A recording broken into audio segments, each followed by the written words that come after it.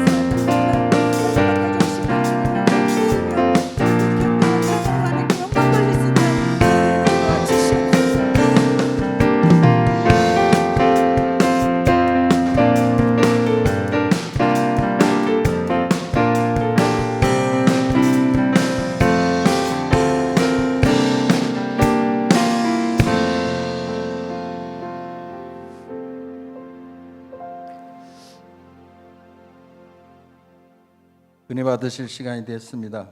마음 정돈하시고 묵도하심으로 3일 밤 예배를 하나님께 드리겠습니다. 묵도하시겠습니다.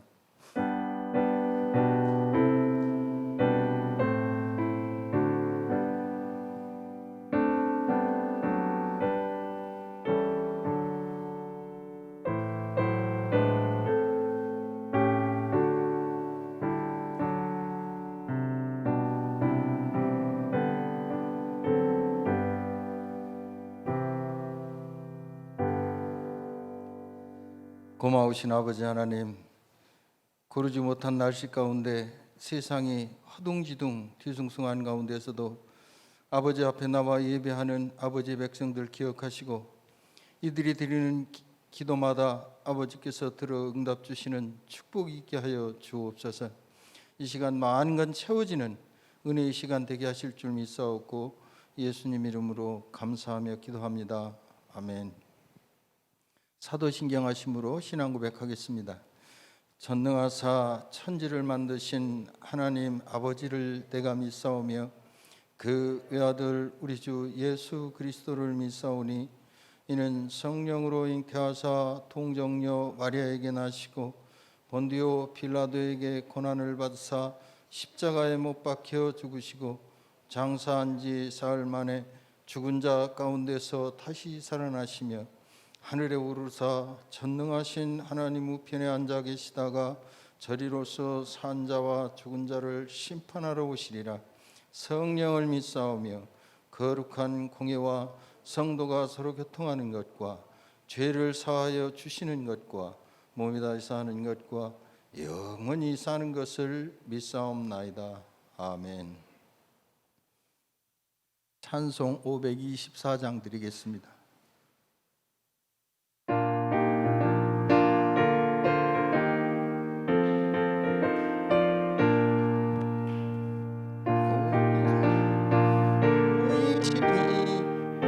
앞에 올라갑시다.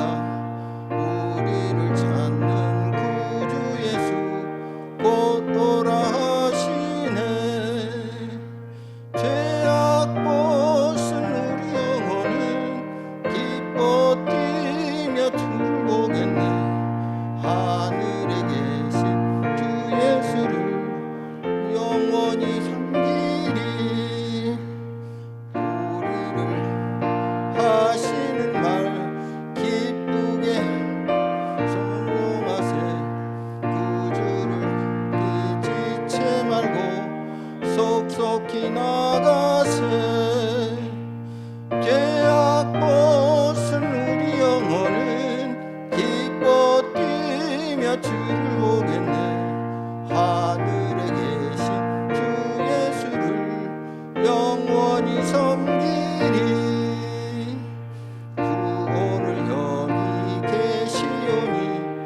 다 와서 주의 말씀 듣세. 듣기도 하며 생각하니 참 진리시로다. 죄악 벗은 우리 영혼은 기뻐 뛰며 주를 보겠네. 하늘에 계신 주 예수를 영원히 섬기리. 아멘. 예배를 위해서 한선민 권사님이 기도하시겠습니다.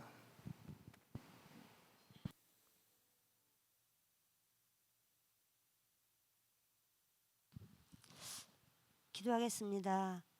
좋으신 하나님 감사합니다. 하나님께서 우리를 사랑하시고 붙들어 주시사 지난 3일 동안도 하나님 은혜 가운데 우리를 지켜주시며 건강을 주셔서 감사합니다. 특별히 사랑하는 성도들이 하나님 이 코로나라는 시대 때문에 주님 전에 오지 못하고 각자의 처소에서 마음을 다하여 예배하는 성도들을 축복하여 주시고 인도하여 주시고 뜨겁게 예수님을 사랑하도록 도와주옵소서. 하나님 아버지 감사합니다. 우리가 늘 마음을 다하게 하시고 하나님을 섬기는 데 부족함이 없도록 도와주시며 주님만을 바라볼 수 있도록 우리의 심령을 인도하여 주옵소서. 때로는 아버지 하나님 우리가 세상을 바라볼 때 혹여나 주님을 실망시키며 하나님의 자녀로 살지 못할 때가 참으로 많습니다. 우리는 연약합니다. 하나님, 우리는 부족합니다. 그래도 우리를 이 부족함 속에서도 우리 예수님은 우리를 사랑하시고 어여삐 보시고 축복해 주심에 감사를 드립니다. 하나님, 우리가 이 땅에 살면서 하나님의 자녀로서 든든히 나아가도록 도와주시고 복음을 전하게 하시며 하나님을 부끄럽지 않도록 우리 하나님, 우리를 세워주시고 붙들어 주옵소서. 특별히 사랑하는 우리 성도들, 어떠한 상황 속에 있습니까? 우리 하나님, 그들이 몸은 비록 멀리 있지만 마음은 늘 하나님과 함께 할 줄 믿습니다. 주님을 뜨겁게 사랑하도록 도와주옵소서. 이제 내일 모레면 가장 기뻐하시는 예수님을 우리가 축하하며 사랑하기를 원하지만 이 어려운 상황 속에 소수들이 모여서 하나님, 각자의 가정에서 가족과 함께 예수님을 축하합니다. 우리 예수님 그곳에서 자정하여 주시고 어디 곳에 가되 우리 예수님께서 함께하여 주시사 우리가 믿음으로 하나 되게 하시며 더욱더 뜨겁게 예수님을 사랑하도록 하나님 한 주를 보낼 수 있도록 우리 아버지 인도하여 주옵소서. 이 한 시간 병마에 싸우는 성도들을 붙들어 주시고 위로하여 주시고 찾아가 주시어서 하나님 속히 회복되게 하시며 예수님을 마음껏 기뻐할 수 있도록 하나님 저들을 인도하여 주옵소서. 오늘 또 귀하신 부목사님 이 한 시간 말씀을 주십니다. 하나님 자정하여 주시고 우리가 온 마음 다이 예수님을 섬기며 바라보도록 도와주옵소서. 전하는 자나 듣는 자가 함께 은혜를 나누며 깊이 하나님의 사랑에 하나님 감격하도록 하나님 도와주옵소서. 하나님, 이 한 시간 처음 시간입니다. 마치는 시간까지 우리 예수님 함께해 주시고 우리의 삶을 인도하여 주시며 우리 사랑하는 성도들 가정을 지켜주시며 하나님 구역과 하나님 기관을 축복하여 주시사 흩어져 있지만 마음은 늘 하나님께 있는 줄 믿습니다. 하나님 도와주시고 오가는 소식들이 기쁜 소식들만 전해지도록 우리 하나님 인도하여 주옵소서. 감사하며 예수님의 이름으로 기도합니다. 아멘.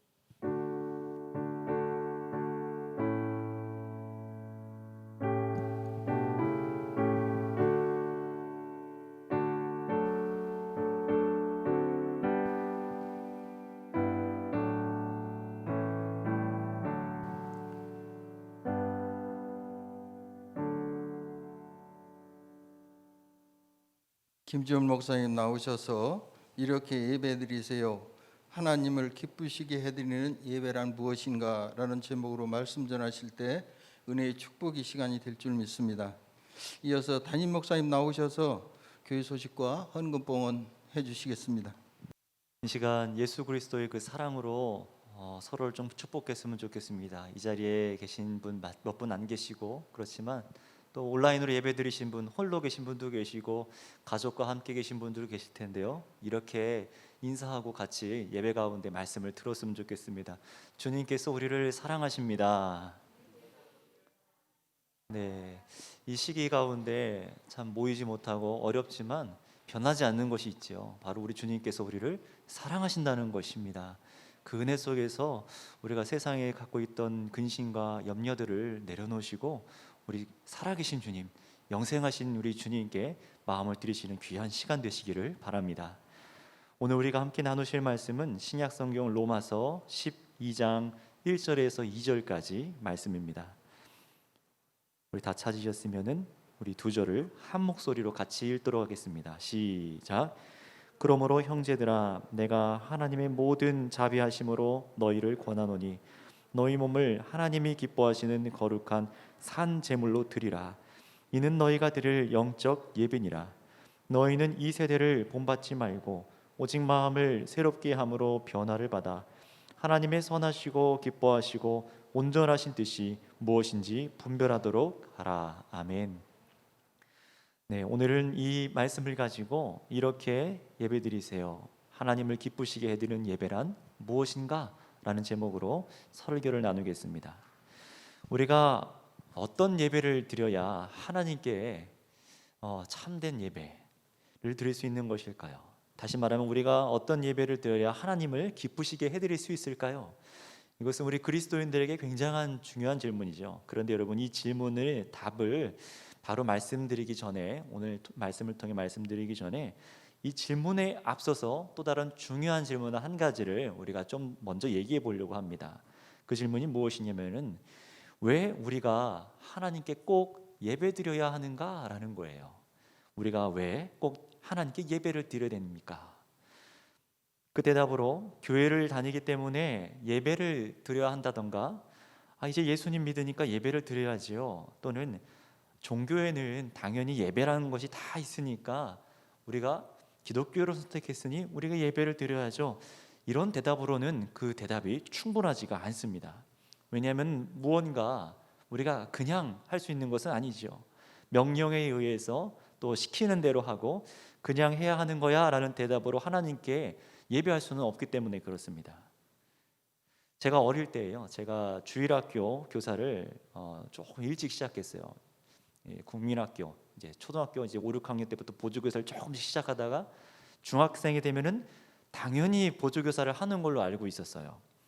그래서 쭉 중학교 때부터 보조교사를 하고 청년이 이제 되면은 당연히 또 교회 여러 봉사를 맡아야 하는 걸로 알고 있었습니다. 이렇게 이제 하지 않는 친구들은 어른들께 이제 핀잔도 듣고 혼나죠. 대신 저는 당연히 하니까 다른 성도님들께 칭찬도 받고 열심히 하니까 중요한 일도 또 맡겨 주시더라고요. 그런데 여러분들도 잘 아시다시피 이렇게 당연히 하는 거지, 당연히 봉사하는 거지라는 이 말이나 생각으로 시작된 봉사나 행동은요, 그리 건강한 것은 아닙니다. 당연히 하는 거지, 예수님 믿으니까, 교회에 다니니까, 직분자의 자녀니까 당연히 해야지라는 것을 기초로 한 이 봉사는요, 무너지는 순간이 반드시 옵니다. 그게 언제가 됐든 오더라고요. 함께 있던 청년부의 한 자매 역시 참 많은 봉사를 했어요. 왜냐하면 그 당시에 교회가 작았기 때문에 청년분들이 많지가 않았어요. 또 한 자매 역시 굉장히 많은 봉사를 하는데 직분자 자녀로 오래 교회에서 자란 터라 교사도 하고 주일학교 교사도 하고 찬양단도 하고 또 성가대 반주도 합니다. 그런데 어느 날 올 곳이 왔어요. 너무 힘에 부친 거예요, 이 자매가. 그저 몸만 힘든 게 아니라 이제 마음이 지친 겁니다. 당연히 해왔던 봉사지만 왜 이렇게 해야지?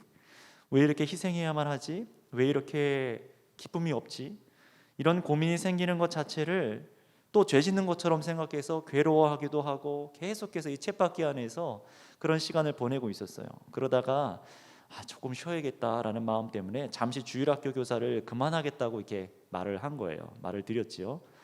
그런데 돌아온 대답이 그 자매를 더 힘들게 했고 저 역시 제가 하던 봉사에도 물음을 던지게 만들었어요. 그 대답이 무엇이었냐면은 그냥 억지로라도 해라라는 거였어요.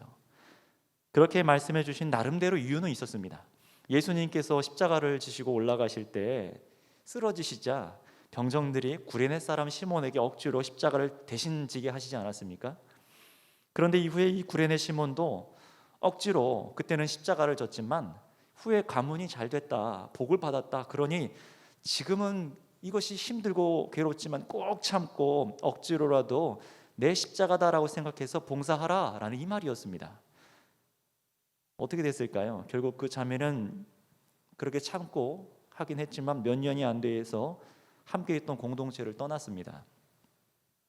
억지로 해보지만 사명감이나 의무감이나 해야 하는 것으로 교사를 할 수가 없었기 때문이죠. 나의 봉사를 통해 누군가 힘이 될 수 있고 나를 통해 누군가가 예수님을 믿게 되며 나를 통해 사람들이 찬양하는 것을 보면서 하나님을 더 바라볼 수 있게 되는 것이 얼마나 영광스러운 아니겠니? 믿음이 있다면 해야지, 이런 권면이 더 이상 그 자매에게 통하지가 않게 된 거예요. 왜 그럴까요? 바로 봉사하는 기초가 잘못 자리 잡았기 때문입니다. 봉사하는 기초가 잘못 놓여 있었기 때문이에요. 봉사를 하는 기초가 제대로 놓여 있는지 점검해주고 이렇게 숨통을 틔워주었어야 되는데 돌아오는 대답은 그저 억지로 당연히 의무니까 사명이니까 믿음이 있으면 당연히라는 그 말이 그 자매의 숨통을 더 조여오게 된 겁니다. 자, 그런데 예배도 마찬가지라는 거예요. 물론 앞으로도 보겠지만 모든 교회의 봉사 또한 예배의 한 부분입니다. 그렇기에 예배 역시 예수님 믿으니까 그냥 드리는 것, 아니면 교리적으로나 교단의 헌법에 명시되어 있으니까 예배를 반드시 드려야 해라고 얘기한다면은, 여러분 이런 기초로 예배를 시작하게 한다면은 그 예배는 반드시 흔들리게 되어 있습니다. 그 예배자는 흔들리게 되어 있어요. 뿌리가 계속 양분을 공급받아야 자라나서 또 가지를 내고 열매를 맺는 것처럼 예배 역시 제대로 된 토양의 기초를 둬야만 예배 역시 풍성해집니다. 자라가요. 반대의 경우도 마찬가지입니다. 나는 예배 시간에 그저 설교 듣는 게 좋아요. 예배 시간에 찬양이 좋고 기도하는 게 좋아서 난 예배합니다 라는 것에 기초를 두고 혹시 그렇게 해서 예배 드린다면 여러분, 이것도 사실은 성경이 말하는 하나님께 예배하고 오늘 권면하는 성경의 가르침과는 조금 다른 노선에 있게 됩니다. 여러분, 그렇다면 오늘 질문을 드릴게요. 이 자리에 계신 분들, 또 온라인으로 예배를 드리는 분들, 여러분들은 그렇다면 왜 예배를 드리고 있습니까? 또다시 대답을, 하나님께서 예배를 기뻐하시니까요 예배해야죠 라고 말하신다면, 그렇다면 지금 내가 드리는 예배는 하나님께서 기뻐하시는 예배가 확실할까요? 우리는 이런 질문들을 그냥 지나쳐서는 안 되겠습니다. 이 질문을 해결해야만 하겠죠. 사실 이 질문을 스스로도 잘 던지지 않고 다른 사람에게도 잘 묻지 않는 것 같아요. 그렇다면 왜 이 질문을 해야 되냐면요, 예배라는 것을 우리 사람의 즐거움이나 이 사람의 필요를 채우기 위해서 예배를 드린다던가, 또는 다른 사람에게 의무감을 지어주기 위해서 예배를 명령한다던가, 아니면 예배가 하나님께 예배드려서 무언가 받아내려는 죄악으로 사용되어져서는 안 되기 때문에 그렇습니다. 실제로 많은 예배들이 사람의 즐거움으로, 사람의 감성을 채우는 것으로, 그저 위로의 마음을 주는 것으로, 아니면 의무적으로 종교 행위로 또 무언가를 받아내려는 하나님 앞에 제의로 생각하는 사람들이 꽤나 있습니다. 부정할 수가 없는 사실이죠. 이것이 특정한 사람만이 아니라 교회의 모든 직분자들과 목사님들, 강도사님들, 전도사님들, 사역자들에게도 해당되는 이야기예요. 예배가 생명이라고 말을 하지만 그 이유를 그저 명령이니까로 생각한다거나, 사역자니까 당연히 예배해야죠 라고 해서도 안 되는 것입니다.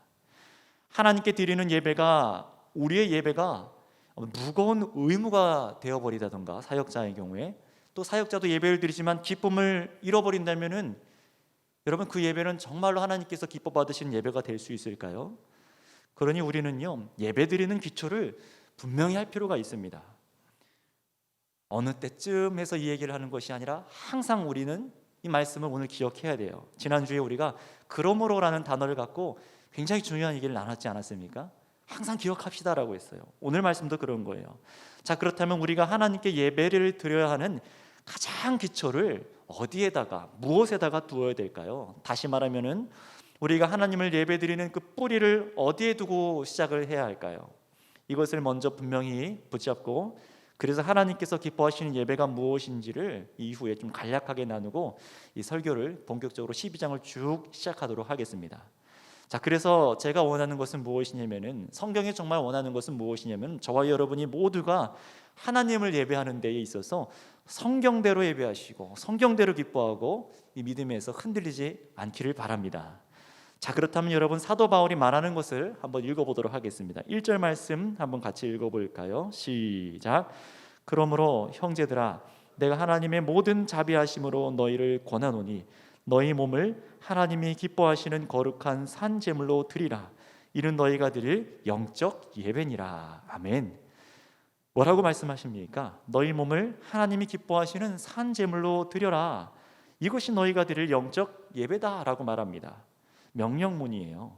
명령입니다. 몸을 산 제물로 드려라. 이게 예배다라고 얘기를 합니다. 자, 그래서 이것만 보면은요, 거봐요, 예배는 명령 아닙니까? 라고 할 수 있지만 그렇지가 않아요. 오늘 1절에서는요, 이 12장 예배의 명령을 할 수 있는 가장 중요한 한 단어가 들어 있습니다. 바울이 이렇게 예배에 대해서 명령할 수 있는 그 이유와 근거가 가장 중요한 것이 빛나고 있어요. 이것을 놓치면 안 됩니다. 그것이 무엇일까요? 한번 따라해 보겠습니다. 하나님의 자비입니다. 네, 1절 말씀을 다시 보실까요? 그러므로 형제들아, 내가 하나님의 모든 자비하심으로 너희를 권하노니 라고 말하고 있어요. 이것은요, 그냥 어떤 인사치레에 어떤 미사역으로 꾸며서 말하는 것이 아니라 굉장히 중요한 단어입니다. 바로 로마서 1장부터 11장까지 모든 하나님께서 베푸신 그 은혜에 대해서 함축하고 있는 게 뭐라고요? 하나님의 자비함입니다. 모든 하나님의 자비하심이라는 거예요. 여러분, 바로 이 하나님의 자비하심이야말로 우리가 하나님을 예배하는 기초가 되며 예배하는 이유이며 유일한 뿌리입니다. 사도 바울이 담대하게 몸을 들여서 예배하라 이 명령할 수 있는 것도 그저 이 사도의 권한만으로 얘기하는 것이 결코 아니에요. 바로 하나님의 자비하심 때문에 이렇게 우리에게 명할 수 있는 겁니다. 오늘 이 시간 앉아있는 여러분들, 녹화를 진행하기 위해서 20명에 앉아 있습니다. 여러분은 녹화하기 위해 왔습니까? 반주하기 위해서 왔나요? 아니면은 순서를 맡기 위해서 왔습니까? 아닙니다. 우리는 하나님께 예배하러 왔습니다. 예배하러 와 있어요. 그런데 이 뿌리가 뭐라고요? 그냥 어떤 이유 때문에 순서를 맡았기 때문이 아니라 하나님의 자비 때문에 내가 이 자리에서 예배를 한다라는 거예요. 이거를 잊어버리면 안 된다는 거죠. 그렇다면 여러분, 이 하나님의 자비하심은 무엇일까요? 앞에 잠깐 언급했지만 이것을 위해서 지난 수요 설교 때 그러므로라는 이 12장의 이 접속사를 가지고 설교를 1시간 나누었죠. 이 하나님의 자비하심은 우리가 로마서 1장에서 11장까지 쭉 보았던 하나님께서 우리에게 은혜로 베푸신 모든 것들입니다. 여러분들이 세상에서 얻기 원하는 그 무엇보다도 가장 귀한 것이 바로 로마서 1장부터 11장까지 말씀했던 하나님의 모든 은혜예요. 어떤 것이었죠? 한번 떠올려 보세요. 인간의 죄로 인한 하나님의 진노에서 우리가 건짐을 받는 것이요. 그것이 우리의 또 공로 없이 오직 무엇으로 가능해졌습니까? 하나님의 아들 예수 그리스도를 믿음으로 우리가 의롭게 되는 것이고요. 또 부활의 소망을 하나님께서 허락하여 주시고 이스라엘 민족을 구원하시는 변하지 않는 약속처럼 저와 여러분을 끝까지 구원하시는 은혜입니다. 여러분, 이것이 왜 그렇다면 하나님의 자비일까요? 이 자비라는 말을 한번 생각해 보시겠어요? 이 자비란 말은요, 아무것도 바랄 수 없는 중에 얻은 은혜라는 뜻이 있지요. 아무것도 바랄 수 없는 중에 은혜를 얻은 거기 때문에 내가 자비를 입었습니다, 자비를 베풀어 주셨네요 라고 말할 수 있어요. 자비를 베푼다는 것이 갚을 수 없는 사람에게 용서를 해준다는 의미입니다. 정말로 그렇죠. 우리는요, 저와 여러분들은요, 마음으로부터 품은 온갖 더러운 것을 품는 죄인들입니다. 더욱 문제는 이 죄를 스스로 해결할 수가 없다는 것이에요. 그래서 우리에게 기다리고 있는 것은 무엇입니까? 하나님의 공의의 심판, 영원한 심판밖에는 없습니다. 우리가 범죄한 것은 모든 죄가 분명히 하나님께 범죄한 것이고 하나님께 원수가 된 존재들이 바로 우리들이에요. 그러니 우리는 심판받아야 마땅합니다. 그런데 게다가 더 문제가 있어요. 우리가 이 죄를 그대로 두면 안 된다는 것을 깨닫지도 못해요. 이거 죄를 해결해야겠네 라고 생각도 하지 못합니다. 또 하나님께 용서를 구하지도 않는다는 사실이 정말 우리들을 비참하게 만들어요. 자, 그런데 여러분, 하나님께서 이런 우리들 앞에 어떤 뜻을 품고 행하셨습니까? 우리가 용서를 구하지 않았는데도, 구원자를 찾지 않았음에도 하나님께서는 자신의 아들을 우리 죄악을 담당할 대속 제물로 내어주셔서 대신 심판을 받게 하셨습니다. 할렐루야. 여기서 우리의 기쁨이 있는 거죠. 그래서 우리에게 아무런 공로나 대가를 요구하지 아니하시고 오직 이 아들을, 예수 그리스도를 믿는 자에게 죄사함과 영생을 선물로 주십니다. 그리고 온 인류를 향해서 이 복음을 주셔서 그가 누구이든지 어떤 민족에서 태어났든지 복음의 능력으로 믿는 자에게 구원을 베푸십니다. 성경에서 보듯이 유대인들과 또 그 외에 우리 이방인들에게 동일한 구원의 선물을 주셔서 이 약속을 차별 없이 끝까지 이루시기로 하나님께서 작정하셨습니다. 이것이 하나님의 자비라는 것이에요. 죄인을 불쌍히 여기시는 것입니다. 유죄다 라고 판결받은 소망이 없는 자들을 불쌍히 여기는 것이 하나님의 자비입니다. 그러니 여러분, 사도 바울이 우리 그리스도인들에게 예배를 명령하는 것은요, 그저 종교적인 의무를 지어주는 것이 결코 아니겠죠. 여러분, 그렇다면 예배는 무엇입니까? 바로 하나님의 이 자비를 입은 사람들이 뜨거운 감사와 그 은혜와 기쁨에 흠뻑 젖어서 하나님을 위한 새 삶을 살아내는 것이 바로 예배라는 것입니다. 따라서 여러분, 우리는 이렇게 스스로를 점검해 볼 수가 있겠어요. 한번 여러분 점검해 보시겠습니까? 나는 과연 이 하나님의 자비함 위에 내 삶을 세웠는가? 이 하나님의 자비하심의 뿌리를 내려서 내가 예배의 삶을 세워가고 있는가? 그래서 이 하나님의 자비하심이 내가 살아가는 데 가장 중심이 되며 하나님의 자비하심을 즐거워하고 그래서 내가 기쁨이 샘솟는가라는 것입니다. 여러분, 우리의 삶은 바로 이곳에서부터 하나님의 자비에서부터 새롭게 출발하는 것입니다. 옛날에 자비를 받았지, 베품을 받았지 하고 끝나는 것이 아니라 계속해서 그 자비하심 때문에 우리가 예배의 삶을 살아간다는 거예요. 저 역시 이런 하나님의 자비 안에서 살아가길 원하고 여러분도 또 그렇게 되어지길 원합니다. 자, 그렇다면 여러분, 이렇게 우리가 하나님을 기쁘시게 해드리기 위해 이 드리는 예배란 무엇입니까? 바로 하나님의 자비 위에 세워진 삶이라는 것을 우리가 첫 번째로 지금 얘기를 나눈 거예요. 하나님의 자비를 입은 사람은 하나님께 예배합니다. 하나님의 자비를 누립니다. 그리고 그 은혜를 누리며 예배합니다. 여러분, 이럴 때만 예배의 의무감으로 다가오는 그 예배가 어떻게 되죠? 기쁨으로 다가오고 즐거움이 될 수 있는 거예요. 의무감으로 다가오는 것에서 피할 수가 있어요. 하나님의 자비에서 계속해서 펌프질을 해서 우물을 길어 마실 때 예배가 즐겁게 되는 겁니다. 자, 그렇다면 여러분, 이 하나님의 자비라는 기초에 세워진 예배는 그렇다면 어떻게 드리는 것일까요? 이것을 오늘 또 간략하게 나누고 다음 시간엔 또 이어갈 텐데요. 자, 하나님을 기쁘시게 해드리는 예배에 대해서도 이 사도 바울은 이 하나님의 자비하심에 의해서 이렇게 권면을 합니다. 우리 다시 한 번만 읽은 1절 말씀을 같이 읽겠습니다. 1절 말씀입니다. 시작. 그러므로 형제들아, 내가 하나님의 모든 자비하심으로 너희를 권하노니 너희 몸을 하나님이 기뻐하시는 거룩한 산 제물로 드리라. 이는 너희가 드릴 영적 예배니라. 아멘. 자, 금방 읽은 이 자비하심, 그리고 그것 때문에 드려진 이 명령 안에서 가장 주된 단어는 바로 몸이라는 것입니다. 무엇을 하나님께 드리라고요? 예, 몸입니다. 저와 여러분들의 이 몸이에요. 여러분의 영, 여러분의 생각, 여러분의 마음, 여러분의 정성을 드려라 라고 하지 않았어요. 뭐라고 말합니까? 여러분의 몸이라고 말을 합니다. 자비를 입은 그리스도인들은 거룩한 산 제물로 자신의 몸을 하나님께 드려야 된다라고 바울은 명령하는 거예요. 그것이 바로 하나님께서 받으시는 영적 예배예요 라고 말하는 거죠. 자, 그렇다면 여러분, 몸을 드려 하나님께 드리는 산 제물, 몸을 들여 산 제물 드리는 이 예배는 무엇입니까? 한 가지 예를 한번 드려볼게요. 독실한 불교 신자가 있었어요. 독실한 불교 신자가 절에서 나와서 한번 다른 종교를 한번 체험해 봐야겠다라고 하고 하루에 교회에 나와서 예배를 드리고 갔다고 해. 한번 생각해 보세요. 자, 과연 그 사람이 하나님께 예배를 드렸다고 할 수 있습니까? 조건도 한번 붙여볼게요. 이 불교 신자가 교회에 와서 어떻게 했냐면 예배를 드리는데 졸지도 않아요. 일찍 와서 준비하고 헌금도 따라 드려봐요. 마음을 집중해서 찬양도 나오니까 막 들썩이면서 박수도 치고 찬양도 드려봤어요. 또 설교도 듣고 가르치는 대로 기도도 따라 해봤습니다. 자, 여러분, 이 불교 신자가 산 제사를 드린 것이 맞습니까? 아니지요. 아닙니다. 성경이 말한 몸을 드린 것이 아닙니다. 예배 시간에 앉아 있다고 몸을 드리는 예배가 아닙니다. 왜 아닙니까? 물론 방금 예로 드린 것처럼 이 불교 신자는요, 예수님을 믿지 않는 불자라서 예수님을 믿어서 하나님의 자비하심을 깨닫고 믿어서 예배한 것이 아니니까 이 사람은 산제사를 드린 것이 아닙니다 라고 할 수가 있어요. 자, 그렇다면 여기서 제가 또 한 가지 예를 들어볼게요. 이번에는 이 방금 그 불교 신자가 은혜를 받았나 봐요. 이번에는 아예 개종을 했어요.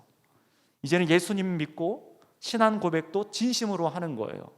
예배를 드릴 조건이 충족된 것 같아요. 그런데 보니까 이 사람이 일주일에 주일 1시간 매주 주일 오전 11시에 나와서 졸지도 않고 움직이지도 않고 찬양도 크게 박수치며 부르고 헌금도 그 누구보다 많이 내고 축도 끝날 때까지 움직이지 않고 축도가 끝나고 또 말해주는 기도도 함께하고 돌아갔습니다. 자, 그렇다면 이 사람은요, 산 제사를 드린 것입니까? 답을 말씀드릴게요. 여러분 놀라지 마시기 바랍니다. 이 사람이 드린 이 주일 1시간 예배가 산 제사가 되었을 수도 있고요, 아닐 수도 있습니다. 아닐 수도 있다는 것에 충격이지 않습니까? 이 사람이 드린 주일 예배가 진짜 산 제사가 될 수도 있고 전혀 아닐 수도 있다는 것입니다. 지금부터 왜 그런지를 말씀드리겠습니다. 이 얘기를 제가 드리는 이유는요, 오늘 로마서 말씀, 이 로마서가 말하는 산 제사로 몸을 드리는 영적 예배가 무엇인지 정확히 아셔서 정말 여러분이 정말 하나님을 기쁘시게 드리는 영적 예배를 드리게 하기 위해서입니다.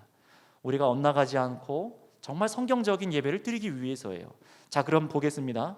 하나님께서 받으시는 영적 예배는요, 우리의 몸을 드리는 거라고 했어요. 정확히 말하면은 우리 사람의 이 살덩어리, 몸덩어리를 드리는 것이 아닙니다. 막 상상 속에서 한번 그려볼게요. 막 제단을 크게 벽돌로 콘크리트로 지어놓고 그 위에 산 사람을 드리는 것을 떠올려서는 안 돼요. 그것이 산 제사가 아닙니다. 성경은 교회를 제단이라 말하거나 우리가 여기 앉아 있는 것을 제사라고 하지는 않습니다. 어디에도 그렇게 나와 있지 않죠. 물론 찬양의 제사를 드린다는 말은 하나님을 높여드린다는 의미에서 우리가 구약에서 차용해서 사용하기도 하지만 교회 건물을 제단이나 그 안에서 드리는 예배를 구약에서 드리는 것처럼 제사라고 부르지는 않아요. 왜냐하면 우리는요, 예수님의 십자가 사건 이후로 죄의 용서나 하나님과 화목하기 위해서 또 다른 제사를 드리는 것이 아니기 때문에 그렇습니다. 그래서 우리도 특정한 시간을 구별해서 제물을 잡아드리는 시간을 다시 만들 필요가 없다라는 거예요. 예수님께서 그래서 시브리서 10장 말씀으로 이렇게 기록되어 있죠. 영원한 제사를 드리셨기 때문에, 영원하고 한 번에 단번한 영원한 제사를 드렸기 때문에 하나님과 우리 사이에는 다시 어떤 제물을 드릴 필요가 없습니다. 다시 제사가 없다라는 거예요. 그러니 하나님께서 지금 받으시는 예배는 무엇입니까? 구약과 같이 날과 시간을 정해서 동물을 잡아 드리는 듯 그렇게 예배를 드려라 라고 말씀하시는 것이 아니라는 거예요. 그런 이유로 성경에서는요, 또 특정한 날, 특정한 시간에 집중해서 찬양하고 기도하고 설교를 듣는데 몸을 사용하는 것을 예배라고 말하지 않습니다. 오늘 성경이 분명히 뭐라고 말씀하고 있죠? 성경은요, 분명하게 산 제물로 몸을 드려라 라고 말할 뿐입니다. 여러분, 그렇다면 몸을 드린다는 것은 무엇입니까? 이 몸을 드린다는 의미는요, 한번 따라해 보겠습니다. 우리의 삶을 드리는 것입니다. 네, 우리의 삶을 드리는 것이 몸을 드려라 라는 의미입니다. 성경 전체에서도 이것들을 찾아볼 수가 있어요. 구약에서도 그래서 제사를 드릴 때 제물을 드리는 사람이 이 삶이 동반되지 않는 제물은요, 하나님께서 받지 않으셨습니다. 어떻게 했다고요? 이 짐승이 뭔가 문제가 있냐? 그거 정도가 아니라요, 이 사람의 삶, 제물을 드리는 사람의 삶이 동반되지 않는 제물은요, 하나님께서 기뻐하지 않으셨어요. 무엇입니까? 그저 제물이 아니라, 종류가 아니라 삶이라는 거예요. 하나님께서는 제물이 아니라 사람의 삶을 받고 계셨던 것입니다. 이것을 알지 못하는 유대인들은 여전히 삶은 엉망인 채, 마음의 중심은 하나님께 가 있지 않은 채 제물만 드리기 시작했죠. 동물을 잡아들여도 내 죄가 사라지지 않는 것을 깨닫고 용서의 자비를 하나님께 구하고 자비의 삶을 따라 살아가는 그 삶, 하나님께서는 그것을 받으시고 제물을 받으신 겁니다. 제물을 드릴 때마다 이 사람들은 뭘 깨달았죠? 내가 죄인이구나, 내가 하나님의 자비하심이 아니면은 건짐 받을 수가 없구나, 용서를 받을 수가 없구나, 하나님의 자비하심 안에서 자비하심을 입은 자로 내가 살아가겠습니다 라면서 드리는 제물이 이 구약에서 하나님께서 받으신 제물이라는 것입니다. 그런데 동물을 잡아들여도 해결되지 않던 죄가 예수님의 희생이 딱 일어나자 단번에 어떻게 됐습니까? 예수님이 희생 제물이 되셔서 믿는 자들에게 그 죄의 문제를 영원히 해결하신 줄을 믿습니다. 영원히 해결되어졌습니다. 그렇다면 여러분, 이제 우리는 어떤 제물을 드려야 되는 것일까요? 오늘 로마서 말씀처럼 어떤 제물을 드려야 되는 것입니까? 그것이 바로 우리의 몸, 바로 우리의 삶이라는 것입니다. 여러분, 단 화목제물이나 희생제물이 이런 것이 아니라는 거예요. 이교도들처럼 내 몸을 숯불 위에다 태우는 것, 그런 것이 아닙니다. 하나님의 자비하심의 이 핵심인 예수 그리스도를 내 구주로 믿고 이제 내가 하나님께 드릴 제물은 변화된 나의 삶이라는 거예요. 감사의 삶이며 자비가 흘러나오는 삶입니다. 여러분, 그래서 몸이라는 얘기를 그래서 바울이 하는 거예요. 우리의 몸은 그저 이 몸덩어리를 말하는 것이 아니죠. 우리들의 전부를 말하고 있습니다. 나라는 존재에서 이 몸과 그리고 생각하고 사고하고 마음을 품고 의지를 다해 행동하는 이 모든 것을 이 몸과 분리할 수 있습니까? 없습니다. 하나예요. 이 모든 것이 하나예요. 그래서 몸을 제물로 드리라는 것은 우리의 살아가는 삶 전체를 하나님께 드리라라고 말씀하고 있는 것입니다. 이것이 하나님께서 여러분께 받는 영적 예배라는 것이에요. 바로 이것 성경대로 믿으시기를 바랍니다. 다시 말하면 여러분이 한 주 동안 살아가는 삶 속에서 여러분의 몸을 항상 제물로 드리는 삶을 살아가라는 말씀이 오늘 말씀이에요. 자, 그렇다면 사도 바울은요, 왜 이렇게 예배를 우리의 몸을 드리는 것이다 라고 다시 가르칠까요? 그 이유는 분명하죠. 우리가 지금까지 우리의 몸을 어디에 드리고 있었기 때문입니까? 죄에 드리고 있었기 때문에 그렇습니다. 죄에 충성하여 우리의 몸을 드리고 있었기 때문에 그래요. 여러분, 우리의 몸은요, 둘 중 하나를 선택해서 사용합니다. 하나님 또는 죄입니다. 죄는 세상을 사랑하는 거예요. 또 다르게 표현하면 이 세대, 마귀 사탄이 다스리는 죄가 주인된 세대를 말하는 것이죠. 이 세대를 예배하는데 온 몸을 들여서 살아왔어요. 수많은 사람들이 지금도 그렇게 살아가고 있습니다. 여러분도 하나님의 자비하심을 입기 전에는 죄를 위해 죄를 짓는데 온몸을 사용하셨습니다. 우린 다 그런 삶을 살았습니다. 하나님 대신 세상을 예배했고 죄악을 예배한 겁니다. 그런데 세상을 위해 몸을 들여 예배하던 그런 사람들이, 사망에 있던 사람들이 하나님의 자비하심을 입고 이제 몸을 드리던 것이 바뀌었어요. 그리스도인들은 이제 몸을 구별해서 거룩한 산제물로 하나님께 드리는 삶을 결단하게 된 것입니다. 할렐루야. 새 삶을 결단하게 되는 것이죠. 그래서 지금 로마서에서 말씀하는 하나님께서 기뻐 받으시는 몸을 드리는 이 영적 예배는요, 일주일 중에 1시간만 하나님께 찬양하고 기도하고 설교를 듣고 헌금하는 그 시간만을 말하지 않습니다. 정말 우리가 주일에 모여서 공동체로 함께 드리는 예배가 참으로 이 로마서에서 말씀하시는 산 제물로 몸을 드리는 예배가 되려면요, 하나님께서 받으신 영적인 예배가 되려면요, 여러분의 각자 개인의 삶 속에서 한 주간 매일매일 24시간 모든 시간의 삶을 몸을 들여 예배해야만 합니다. 그리고 주일날 모여서 공동체가 드리는 예배의 삶의 절정이 주일 예배가 되는 거예요. 모든 것이 예배입니다. 그래서 6일 동안 세상에서 산 제사의 삶을 드리지 않은 채로, 6일 동안 세상에서 산 제사의 삶을 드리지 않은 채로 주일 하루 예배하는 그 예배로는요, 산 제사를 드렸다고 할 수가 없는 것입니다. 앞에서 불교 신자가 예수님 믿고 한 주에 하루 나와 예배드리고 갔다고 해서 그것이 몸을 드린 산 제사가 아닌 이유가 바로 이것 때문에 그래요. 그런데 반대로 만약에 그 불교 신자가 회심하고 예수님을 믿은 사람이 일주일에 하루 1시간이 아니라 월, 화, 수, 목, 금, 토 6일 동안 모든 시간 자신의 삶을 하나님의 자비하심을 아는 삶을 살아냈다면, 하나님의 자비하심을 따라 사는 삶을 살아냈다면, 일요일 오전에 나와 공동체로 모여드리는 이 1시간 그 예배도 하나님께서 받으시는 예배가 되는 것입니다. 그럴 때만이에요.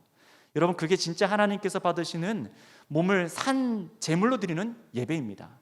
여러분 삶 속에서 하나님을 섬기는 것이 예배입니다. 다음 주 이 설교, 이 본문의 2절과 함께 더 자세하게 설명하겠지만, 오늘 말씀대로 예배한다는 것이 무엇인지 마지막으로 간략하게 말씀드리고 마칠게요. 자비를 입은 우리가, 하나님의 자비하심을 입은 우리가, 우리의 눈이 어떻게 됩니까? 우리의 눈이 하나님께 고정되어서 하나님께서 바라보시는 자비가 필요한 사람들에게 우리도 함께 시선을 두고요, 일주일 내내입니다. 우리의 귀는 세상의 지혜에 귀 기울이는 것이 아니라, 세상의 찬양을 귀 기울이는 것이 아니라 신음하는 세상에 귀 기울이는 것이고요, 우리의 입은 하나님의 진리를 말하고 우리의 발은 하나님의 말씀을 가리키는 곳으로만 다니고, 손으로 약자를, 넘어진 사람들을 일으켜 세우고 약한 자를 끌어안고 자비를 베풀고 자비를 베풀어 사랑하는 삶, 이것이 바로 예배 드리는, 몸을 드리는 산 제사의 삶입니다. 이것이 바로 영적 예배이며 자비의 하나님에 대한 우리의 마땅한 섬김이 되는 것입니다.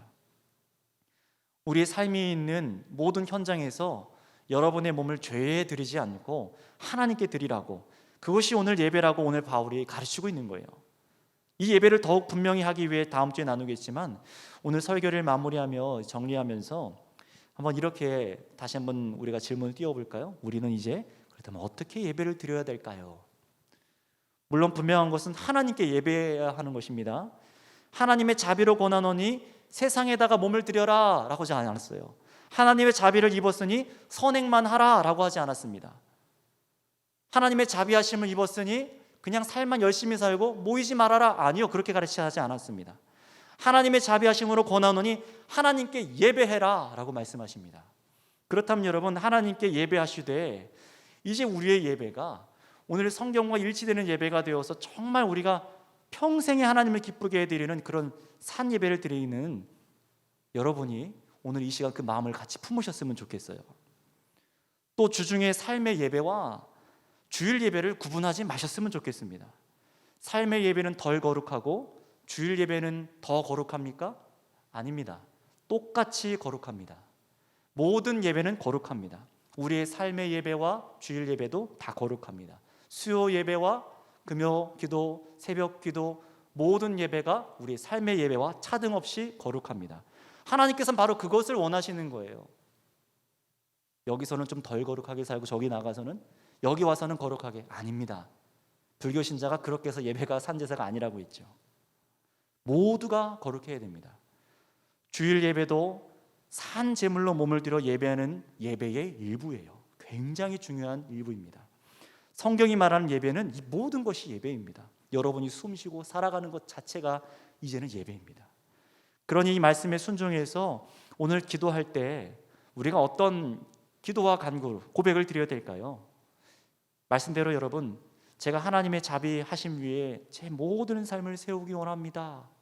이 기도가 있어야 되지 않겠습니까? 이렇게 기도드렸으면 좋겠어요. 자비하심을 받은 사람이 자비의 삶이 세워지기 원합니다.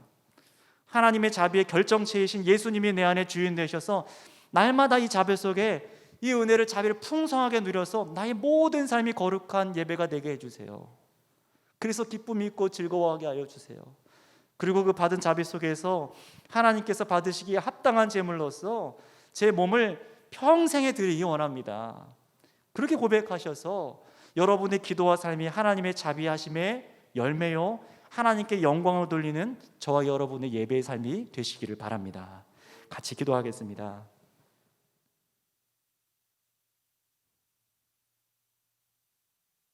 오늘 산 제물로 드리는 예배가 무엇인지 오늘 말씀을 통해 우리의 삶의 가장 중요한 변화의 삶에 대한 말씀을 나눴습니다.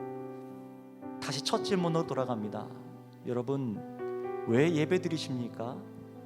그 예배의 기초가 하나님의 자비하심 때문인가요?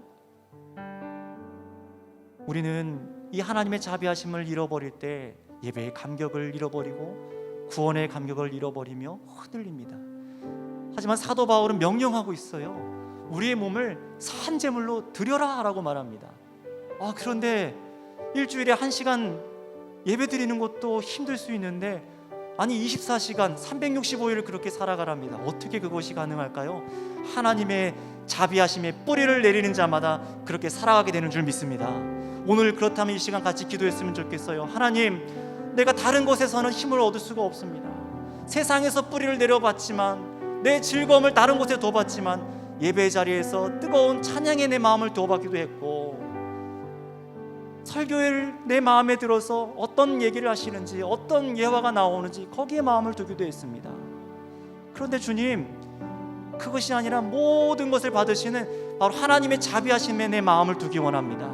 사람이 아니고 내 공로가 아니고 내 직분이 아니라 하나님의 자비하심에 내 뿌리를 내려서 정말 그래서 예배의 삶을 살아가기 원하오니 내 안에 회복하는 은혜가 있게 하여 주시옵소서.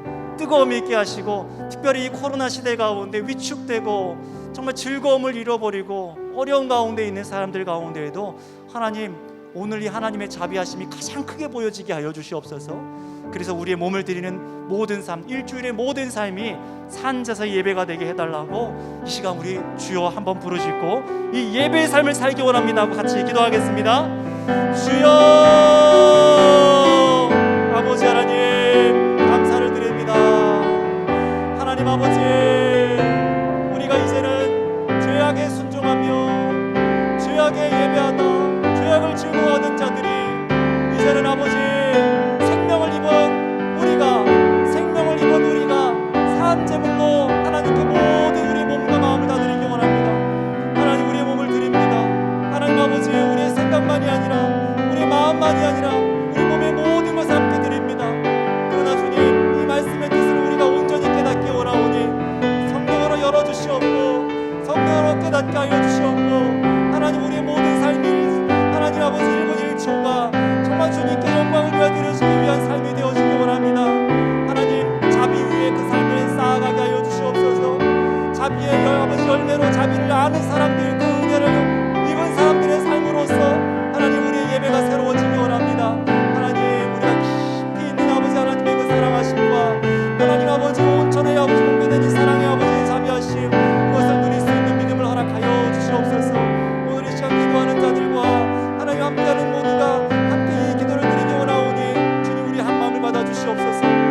예배자들이 되게 하여 주시옵소서. 주님, 제가 예배자가 되게 하여 주시옵소서.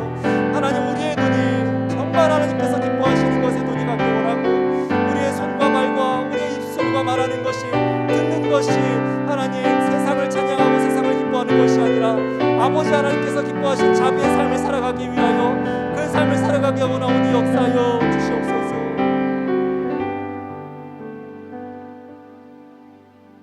하나님 아버지, 자비를 입은 사람이 베풀 것은 오직 자비밖에는 없는 줄 믿습니다.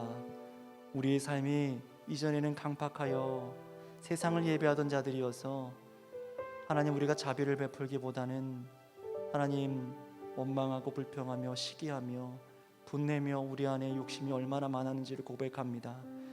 그러나 하나님의 자비하심 때문에, 하나님의 자비하심을 입어 우리가 죄악이 무엇인지를 깨닫게 되었으며, 나의 공로와 상관없이 하나님 오직 믿음으로 의롭게 여겨주신 그 은혜가 얼마나 큰지, 이 자비 때문에 내가 건짐을 받았고 이 자비 때문에 내가 살아있음을 고백합니다.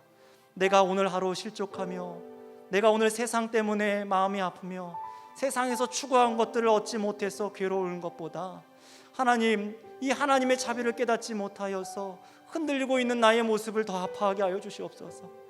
그래서 우리 모든 형제자매들이 이 오늘 말씀을 붙잡고 하나님의 자비하심을 다시 만끽하게 하여 주시옵소서. 하나님의 자비하심을 맛보게 하여 주시옵소서. 하나님의 자비하심 앞에 무릎 꿇게 하여 주시옵소서. 그래서 그 자비하심이 얼마나 크게 나에게 다가왔는지, 나를 덮었는지 알게 하여 주셔서 그 자비 속에서 헤엄치게 하시고 그 자비함 속에 살아내게 하여 주시옵소서. 그래서 나의 온 삶이 하나님 예배의 삶이 되게 하여 주시옵소서. 우리의 모든 삶, 하나님 모든 것을 받으시는 주님 감사를 드립니다. 아무것도 드릴 것이 없다 말하는 것이 아니라 우리의 몸, 우리의 삶을 받아 주시옵소서. 감사드리며 우리 구주 예수님의 이름으로 기도드렸습니다. 아멘. 하나님께 영광의 박수 올려드리겠습니다.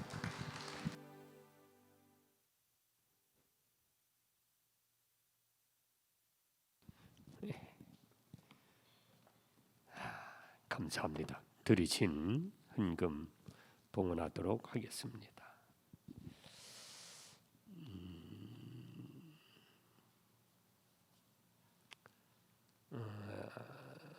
11조 헌금 감사한 1,000번지 그대로 하겠습니다. 서정원 문양덕 집사님 가정에서 드립니다. 주예종 가정에서 드립니다. 범사에 감사합니다. 문병진 이금자 집사님 가정에서 주차장 부재 헌금을 서정원 문양덕 집사님 가정에서 1,000번째입니다. 기도드리겠습니다. 하나님, 오늘도 이 밤 나와서 저희들이 하나님 앞에 하나님 자비하심으로 우리들이 그 은혜에 감사해서 우리들의 마음과 몸을 이제 모든 산 제물로 드려 하나님을 기쁘시게 하는 이러한 삶이 이루어지기를 간절히 소원드립니다. 오늘도 하나님 전에 나와서 여러 가지 소원 담아 기록했고 하나님 앞에 드려지는 아름다운 이 믿음의 정성을 받으시고 하나님 그 소원대로 가정도 직장도 사업도 자녀도 건강도 장래를 축복되게 하옵소서. 하나님 드려지는 이 중심의 물질을 통해서 또한 하나님 앞에 영광 돌릴 뿐만 아니라 교회도 부흥되고 선교하는 사명을 감당하는 축복이 있게 하옵소서. 예수님의 이름으로 감사드리며 축복하며 기도올리옵나이다. 아멘. 교회 소식을 알려드립니다. 여러분 주보를 참고해 주시기 바랍니다. 우리가 계속해서 비대면 예배를 드리고 있습니다. 사회적 거리두기 하고요. 녹화 인원을 20명으로 이렇게 제한을 해서 정부에서 요구하고 있습니다. 그렇게 아시고 여러분들이 협력을 해주시길 바랍니다. 마스크는 어디 가든지 꼭 착용을 하시고 거리를 두시고 이렇게 생활을 하시고, 정부에서 요구하기는 아마 성탄절이나 아니면은 연말 돼 가지고 모임 같은 걸 완전히 이거 뭐 가족 모임도 5인 이상 하면 안 된다 막 이렇게 말을 하고 있습니다. 여러분들이, 그러나 이거는 정부에서 말하기 전에 우리가 협력을 해줘야 될 부분들입니다. 이거 다 우리 건강을 위해서 하는 부분들이기 때문에 그렇게 아시고 여러분들이 협력을 잘 해주시면 감사하겠습니다. 우리 성탄절 축하 예배를 드립니다. 25일 날 금요일 날 되겠지요. 온라인 영상 예배 겸 같이 이렇게 해서 드리도록 그렇게 됩니다. 여러분들이 아시고 한 번만 드린 겁니다. 11시 예배. 그럼 새벽 예배, 촛불 예배로 예전엔 드렸는데 지금은 그렇게 드릴 수가 없습니다. 그래서 또 영상 할 수도 없고 그러기 때문에 새벽 예배는 그냥 기도회로 제가 드리려고 합니다. 이렇게 아시고 여러분들이 나오셔서 같이 기도하시면 되겠습니다. 평상시처럼 임직식을 위해서 여러분 기도해 주시기 바라고요. 성경 공부로 사창한 이단들 있지요. 멀먼 안식교 여호와 중인 하나님께 신천지 위등 조심하시기 바랍니다. 구역장님들 구역원을 꼭 좀 잘 돌봐주셔서 계속해서 관리를 잘 해주시기를 부탁을 드립니다. 여러분 대입 우리 시험 준비하는 우리 학생들 위해서 또 취업을 준비하는 청년들 위해서 기도해 주시기 바랍니다. 2021년도 교회학교 교사 모집을 합니다. 문의를 우리 교육위원회 및 사무실로 해주시기를 바랍니다. 그리고 카렌다가 나와 있습니다. 2021년도 한 번씩 이렇게 가져가시면 되겠습니다. 그리고 모든 모임은 당분간 없습니다. 그렇게 하시고요. 구역장님이나 코치는 개별적으로 연락을 받으시기를 바랍니다. 그리고 금요 심야 기도에는 개인적으로 나오셔서 자유롭게 기도하시면 되겠습니다. 이상 광고 말씀을 드렸습니다.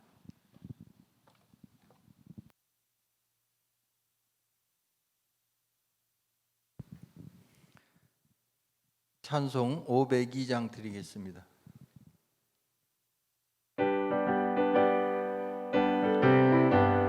박수하시면서 이어서 가서 어둠을 물리치고 길이 모르는 백성에게 복음의 빛 비춰라. 빛의 사자들이여 복음의 빛 비춰라. 죄로 든 밤